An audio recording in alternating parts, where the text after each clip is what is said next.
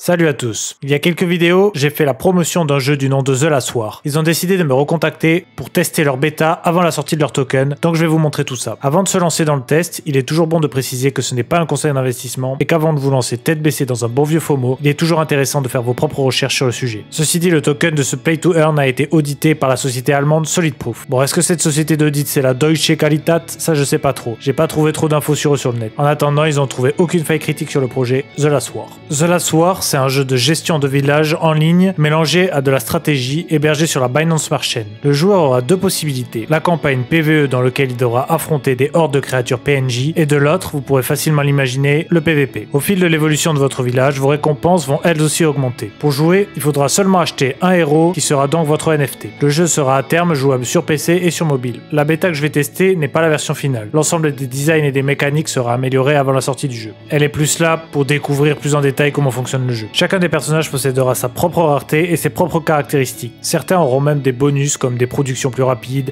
des coûts de farm moins élevés, l'augmentation de la capacité des soldats, etc. En fonction de votre budget in-game, vous allez pouvoir créer des bâtiments et les améliorer pour faire de votre ville un bastion infranchissable. Plus votre town hall est amélioré, plus l'espace disponible pour vos bâtiments sera grand. Il y a deux ressources utiles dans le jeu, l'or et la magie, qui permettront d'acheter des bâtiments et de recruter les armées. Pour les récupérer, il faudra installer le maximum de mines possibles et les faire évoluer. Attention, des défenses devront également être mises en place, comme des tours d'archers, des canons ou des murailles pour éviter que l'envahisseur ne détruise votre ville. Bon, c'est parti, on va tester tout ça. Donc déjà, ça commence mal, les designs n'ont pas tous la même taille. Bon, on va choisir la mort. Ok.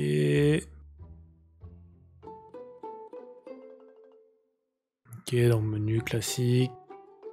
On va start direct. Oula. Elle a l'air en détresse, cette déesse. Ok, donc univers 3D, on peut se déplacer à 360 degrés évidemment. On a des petits pouvoirs. Des pouvoirs de zone, ok, tourbillon. Boule de feu, oh. Ok, qu'est-ce que je dois faire maintenant? Bon, c'est un peu design années 90, on va pas se mentir. Ouais, je crois qu'il faut que je build, ouais, voilà. Hop, ça doit être par ici. Non. Ok, c'est ça. Ok, donc si j'ai bien compris, le but du jeu, c'est de faire augmenter au maximum son town hall pour pouvoir faire après le plus de ressources possible et le plus de guerriers possible. Donc là, pour le faire évoluer, alors ce qu'il faut savoir, c'est que j'ai ressources illimitées dans la bêta. Donc là, pour le faire évoluer, on voit qu'il faut faire tous les éléments de la liste de droite. Donc hop, c'est parti, une petite maison. Donc j'ai or et magie illimitée. Donc là, ouais, maison, ok, ils ont mis l'or, ils se sont même pas fait chier à écrire un truc.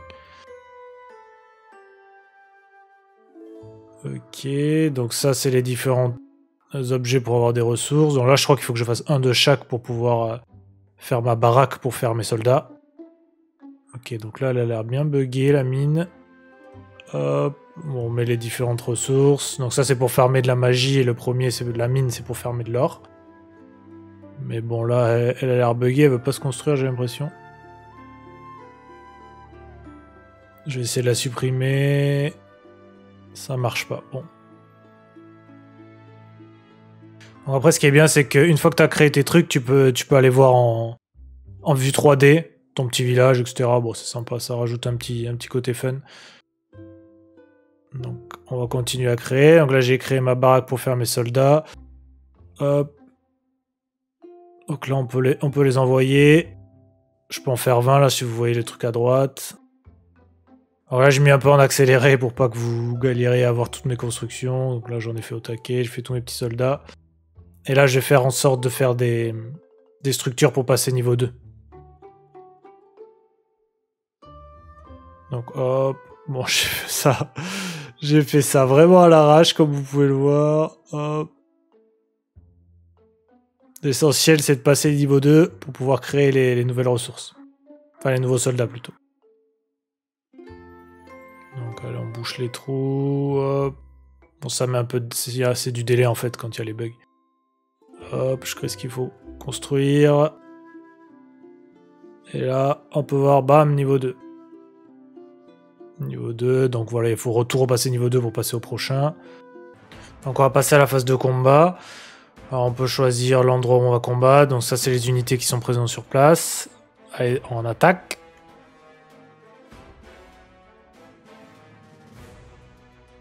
Donc au début, j'ai un petit peu galéré à comprendre. Donc en fait, il faut cliquer sur son perso et ensuite le placer sur le terrain. Et là, il combat. Donc à droite, on a notre héros, vu qu'on a choisi la mort au début. Et là, on a tous nos petits soldats qu'on a recrutés en créant des structures dans notre ville. Donc voilà, c'est une sorte de tower défense où tu balances toute ton équipe et ils vont déglinguer la ville. Bon là, c'était le plus simple, donc voilà ma récompense. Alors pour l'instant, il n'y a pas de récompense en token. Pour l'instant, même moi, je sais pas combien de tokens va faire gagner chaque parcelle de la ville, etc. Donc on va faire un deuxième combat. Hop, on voit que j'en débloque un deuxième.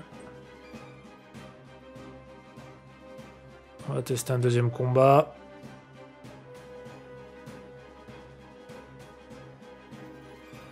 A priori, pour l'instant, c'est quand même assez simple. Alors après, sachant que moi, j'ai tout débloqué direct parce que j'avais des ressources, mais après, je sais pas non plus combien de temps ça met pour avoir toutes ces personnes. Après, il y aura des salamandres et des dragons débloquables, je crois, au niveau max. On peut combattre avec ces créatures-là. Donc voilà, ça sera le mode PvE. Où en gros, bah, au fur et à mesure, tu pourras faire les quêtes les plus... Enfin, les combats de plus en plus durs, quoi. Mon perso de la mort, il a l'air assez efficace. Enfin voilà, vous avez compris comment ça fonctionne. On passe à la suite. Donc voilà, il y a aussi un petit tuto là pour comprendre toutes les mécaniques du jeu. On en a bien besoin parce qu'il y a des trucs c'est pas toujours très clair.